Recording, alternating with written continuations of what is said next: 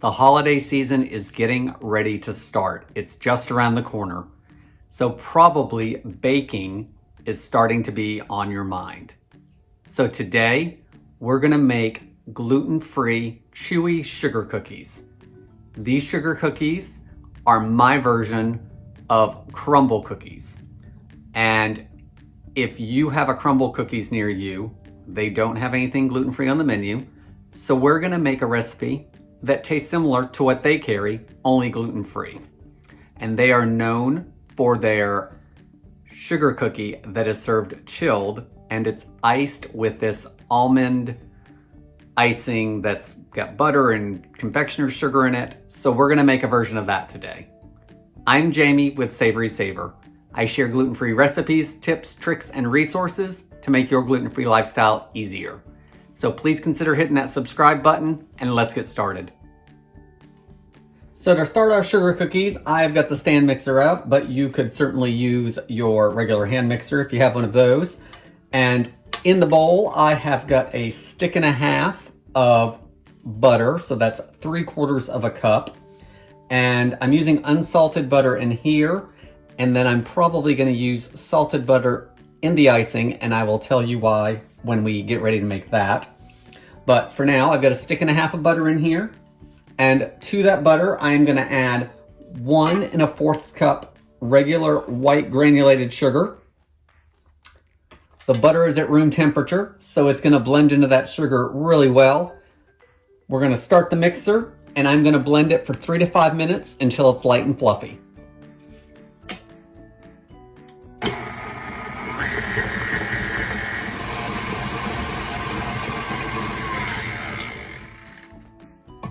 Once you've mixed your butter and sugar for a couple minutes, especially if you're using a hand mixer because we tend to walk away from it while it's doing its thing, you want to make sure you scrape down the bowl and then turn it back on to keep mixing, because we really want that sugar to almost melt into the butter, which of course is called creaming the sugar and the butter together. So just take a minute and do that, and then you can go back to whatever it was you were doing for the next step while it finishes.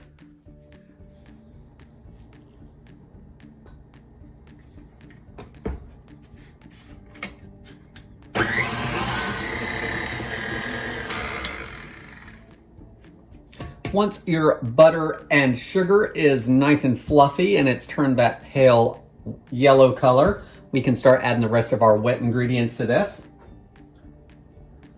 I've got 2 eggs. I'm gonna drop each one in, and then I'm gonna let it barely incorporate before I add the next one.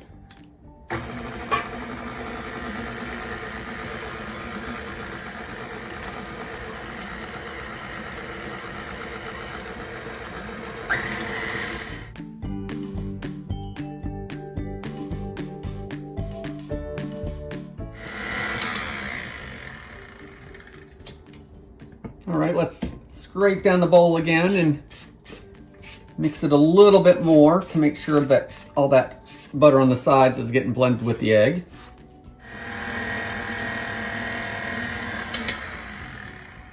Okay, now we have to add a couple other things to this that are the wet ingredients. We're gonna add some vanilla extract, and we're gonna add a little bit of almond extract, and this is gonna go in our cookie as well as in our icing.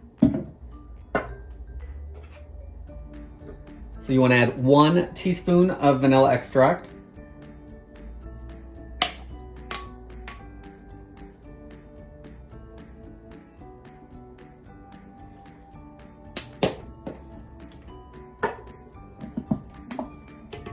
We want to add 1/2 teaspoon of the almond extract.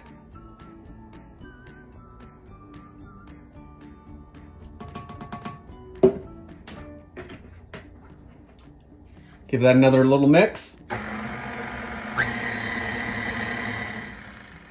That looks good, so let's put this off to the side for just a moment. In this small bowl, I have 2.5 cups of gluten-free flour, and this is the Measure for Measure King Arthur blend that I'm using, so it already has xanthan gum in it. If your blend does not, With 2.5 cups, you probably want to add probably a teaspoon of xanthan gum. You might want to start with that, and after you make the recipe the first time, you'll know better on what you need to add. So to that, we need to add a couple things. The first thing we want to add is a 1/4 teaspoon of salt. I'm using fine salt. I'm not using kosher, but you could use kosher if you wanted to. The other thing we want to add is 3/4 of a teaspoon of baking powder. Make sure your baking powder is gluten-free. There's a 1/2 teaspoon. There's a 1/4 teaspoon, making that 3/4 teaspoon. Let's give it a good whisk.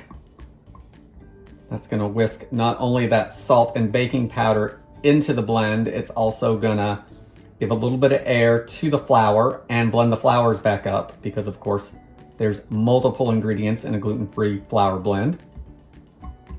Once your dry ingredients are all blended, we can go back to our mixer. Let's put this over here, bring our mixer back.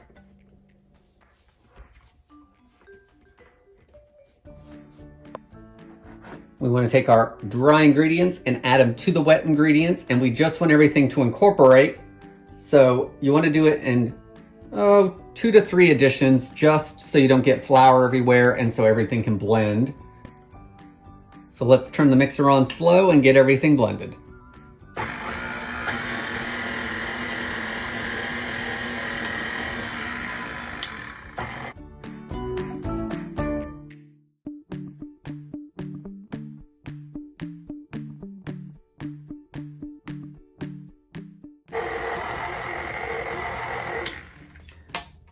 Guys, all my flour's added, so let's give the bowl another scrape to get everything back into the bowl and help the mixer a little bit. All right, give it another mix for about 20 to 30 seconds just to give it a final blend. I think we're good. I don't see any flour streaks. So what I'm gonna do is clean off my beater, and then if you've watched some of my other baking recipes, I like to let my flour hydrate before I start working with it too much. So now that we have the dough ready, I'm gonna pop this in the fridge for about 10 or 15 minutes, and I'll get a couple other things done while that's chilling. Guys, I'm not gonna cover it or anything, just make sure your beater's cleaned off. You can even keep the spatula in the bowl, pop it in the fridge for about 10 or 15 minutes, and we will prep our cookie sheets while that's going on. So while your dough is in the fridge hydrating, go ahead and get yourself 2 large cookie sheets and line them with parchment paper. And you do want to use 2 cookie sheets because we're going to let the cookies cool on the sheet for about 5 to 10 minutes. So we want to make sure that we have our everything ready, so when we start making cookies, we're not scrambling for another cookie sheet. So our cookie batter has chilled for about 10 or 15 minutes, and now we're gonna make our cookies. So I have my oven set at 350 degrees, and we're only gonna get about 12 cookies because they're good sized cookies. So I've got a 1/4 cup measuring cup, and I just wanna put the dough in there to get everything about the same size. We're gonna do 6 cookies per pan, unless we end up with, 5 on the next pan. And the dough's a little sticky, but it's not too bad. It comes out pretty clean. You wanna try to keep everything as close to the same size as you can.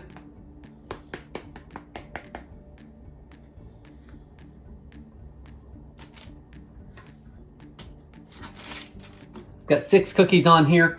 I am gonna put this back in the fridge just for a couple minutes so it doesn't get too warm while I finish this batch. So let's do that. We wanna flatten out the cookies, and I found that instead of taking a glass and pressing it down, the dough wanted to stick to the glass. So instead, I'm just gonna put a little water on my fingertips, and you wanna flatten them out to about 1/2 inch or so. Try to get them as even as you can. They don't have to be exact, but we don't want them one side too much higher than the other because we want them to bake evenly.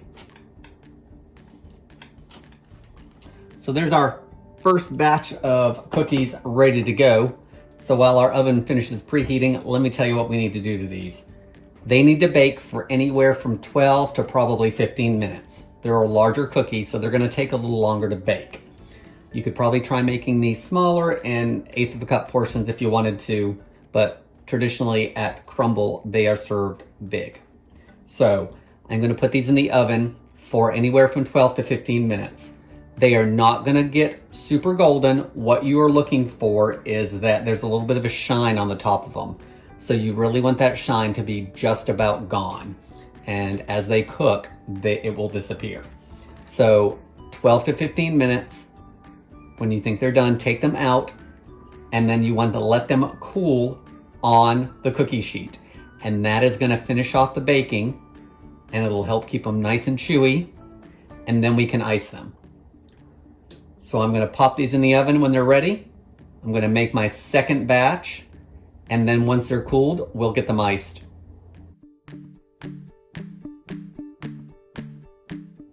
So while our cookies finish baking, and I've got one rack over here that's cooling already, let's get our icing made.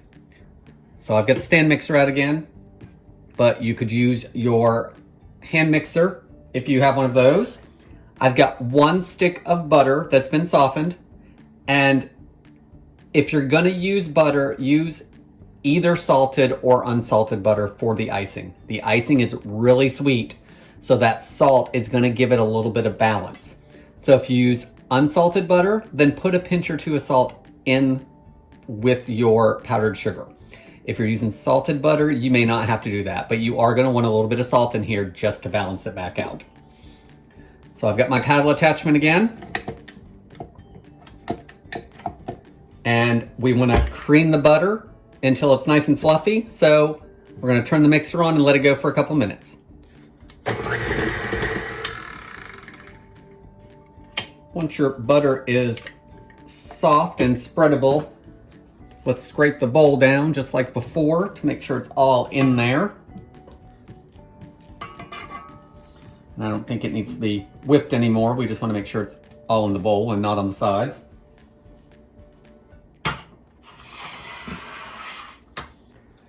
Get that back down in there. And then I've got 3 cups of powdered sugar, and I'm just going to turn this on to stir, and I'm going to add it until it's all incorporated.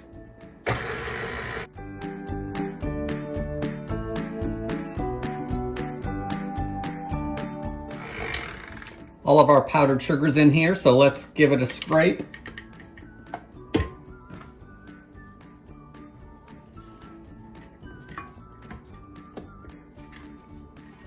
I'm gonna put it back on stir. This is an almond buttercream, so we wanna add some almond extract like we did to our cookies. So I'm gonna add 1 teaspoon.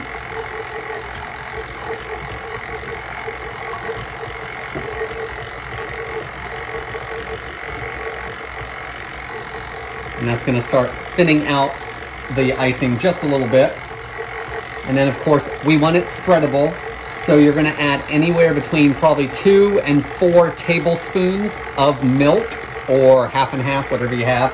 So I'm gonna do it a tablespoon at a time, see what it looks like, and keep adding until it's the spreadable consistency that I want. So you may want yours a little differently. You may only do 2 to 3 tablespoons, or you may want it a little thinner and do 4 or 5 tablespoons. So I'm gonna add that now.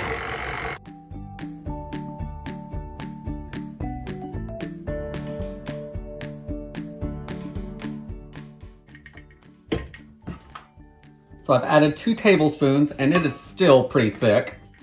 So I want it thinner, so I'm gonna add another tablespoon and see what that does, and I'll add a 4th or even a 5th, depending on what it does. Okay, so 4 tablespoons of milk was the magic number for me. So the final thing we need to add to this icing is some pink food coloring. and I am using the gel, and it is super concentrated, so I'm only gonna use a toothpick to put it in there. And if you don't want to use dye in yours because you have allergies to it, or you just don't like using food dyes, then by all means, they'll be great this way. So maybe get some gluten-free sprinkles and put those over it to add a little bit of color if you want some color, if they're using non-artificial dyes in your sprinkles. Or maybe they're Christmas cookies and you want them to be red or green. Add your favorite color of dye. Traditionally at Crumbl, they do use the pink, so I'm gonna put a little bit of pink in. And if I need to add more, I will. So let's see what that does.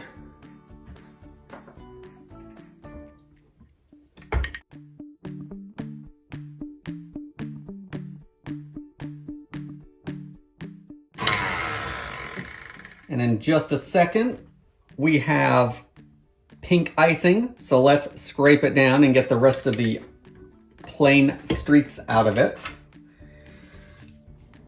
Okay, so let's ice a cookie. So I think this cookie looks like the perfect one to ice. And let's take the rest of them and move them over to the cooling rack now that they've cooled. So I've got this contraption that I have no idea what it is. It was Tara's and it's Pampered Chef. So leave me a comment below if you know what it's called, because I sure as heck don't. You want to take a big piece of that icing.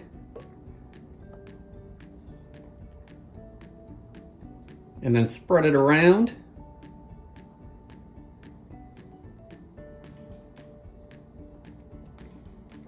Traditionally, these are served chilled, which I kind of think is a little weird.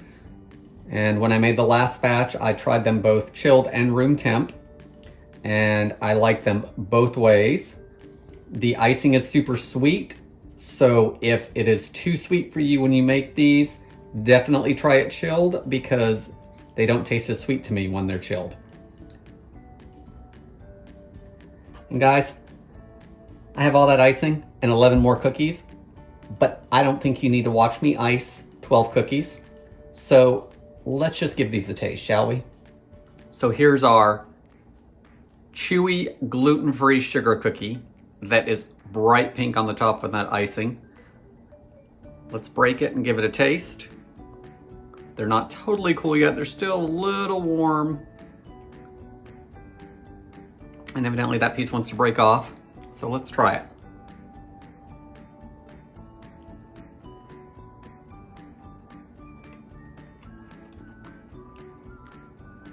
They are so chewy. Surprisingly, the cookie itself isn't as sweet as the icing, which is a good thing because it helps bring balance to the cookie. See the inside of that? It's got good crumb to it. Even that piece that decided it was gonna fall off on me. The icing is just a little melty, almost probably from the warmth of the cookie. It'll firm up when you put it in the fridge. It's a good cookie, people. If you wanna make a chewy gluten-free sugar cookie that tastes similar to Crumbl Cookies, I think you need to give this recipe a try. Guys, thanks for watching. Please leave me any comments below. Again, consider subscribing so you don't miss any future videos, and I hope to see you on the next video. Thanks.